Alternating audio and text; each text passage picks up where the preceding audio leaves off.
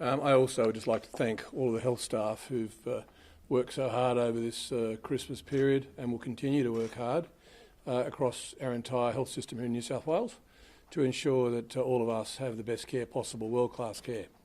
Can I say, though, each and every one of us have an individual responsibility here to get vaccinated. There is no question that vaccinations, particularly once you have the booster, will empower you to meet the oncoming Omicron variant of this coronavirus.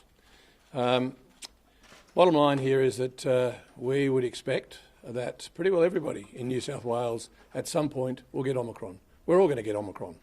And if we're all going to get Omicron, the best way to face it is when we have full vaccination, including our booster. The challenge for us in the state is to make sure that our health system can cope with that oncoming virus that is so transmissible. It's extremely transmissible. And generally, what we're finding, though, in the early stages, and both international evidence and the state evidence here and the Australian evidence, is that Omicron is not as severe in terms of its impact on individuals. That is a huge plus for all of us. But quite clearly, it does impact on those who are unvaccinated. The majority of people who are in intensive care in New South Wales and requiring health staff to be looking after them, putting them at risk also, are people who have not been vaccinated. So the unvaccinated are taking more places than perhaps should be, or actually no, they're taking more places than they should be in our ICUs simply because they've chosen not to be vaccinated. There are some, of course, who may not be are not able to get vaccinated, but those who make the choice not to get vaccinated are putting themselves and, of course, our health staff at risk. So, again, I implore you all to go and get vaccinated. The Premier's talked about the amazing vaccination rates from the bulk of the community, up at 95% first dose for the majority of the community, obviously. But we're still keen to see younger people get vaccinated. If you're in that age bracket 12 through to 15, then certainly you can also be vaccinated. We need to get those percentages up as well to keep that particular group safe. And currently we're sitting at 81.6 for the first dose for 12 to 15-year-olds and 78.3% for the second dose. So there's a bit of work to do there. And to mums and dads out there, the best present you can give your 12 to 15-year-old at the moment for Christmas and the New Year is to go and get vaccinated. Please book into a New South Wales vaccination clinic. We have spaces available. Or, of course, you could book in with your GP or your pharmacist. PCR tests. I think it's fair to say that over the first 2 years of this virus, we've all been put on high alert as to the dangers of the virus.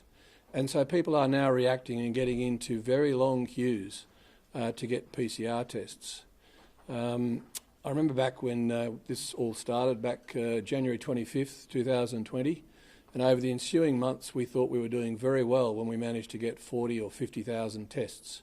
We're now getting something in the order of 130 to 160,000 tests a day. And that on the face of it sounds good. But then we need to consider why are people being tested and why are we putting the stresses on our pathology system? Well, of course, in many cases, it is forced upon us by direction from health or because other states, South Australia, Queensland and so on, are insisting on PCR tests for travel. Number one, as Health Minister, I certainly send again a message to those states that getting PCR tests is putting an enormous pressure on our pathology system and minimising the capacity for proper clinical PCR tests that are needed for people to really determine whether or not they have COVID because they have symptoms and they've been directed to by health. So I would certainly be saying to those state governments, please rethink that. And the Premier, I know, is working on that, talking to his colleagues, talking to the other Premiers. But as Health Minister, I strongly implore them to review that situation as soon as is possible. The other aspect about that is, to a degree, we know that if you have a PCR test on day one, and when you're getting your results within, say, 12 hours to 24 hours, well, it was valid. But if you're not getting results to 3 or 4 days, which is now the case because of so many people asking for PCR tests, it may well be that you've developed a positivity or positive viral response anyway, and you wouldn't know it. So I'm not sure that it's actually helping the other states and territories anyway in regard to that aspect. But I have heard also people saying, I'm getting it because I'm visiting Auntie Mabel in 3 or 4 days. Well, if you have a test today and then you're visiting Auntie Mabel in 3 or 4 days, it may well be that by then you're positive. So a far simpler, far quicker measure would simply to be get a rapid antigen test the day you're going to see Auntie Mabel, and preferably about half an hour beforehand. Go and actually get a rapid antigen test, check you're okay, and then your results are there. And obviously this is a matter of risk management. We know that rapid antigen tests may not have the same accuracy level, but if it's going to be 3 or 4 days before you get the result, you're better off with a rapid antigen test. Finally, I just want to say this, that the staff are run off their feet in our hospitals. We have about 2,000 staff that are furloughed at the moment, which means they're not actually in the hospital to look after patients. That's putting enormous pressure on other staff in our hospitals. So I would like everybody to think about whether or not you really need to call an ambulance, number one, and number two, go to hospital. As I said earlier, everybody in New South Wales is probably going to get Omicron at some stage. Everybody in Australia will get Omicron. And what we're seeing at the moment is far milder symptoms. And most of us, if we've lived a few years, would have had a virus at some point. What we know is that we get a temperature, we get certain responses that we can manage through Panadol and fluid.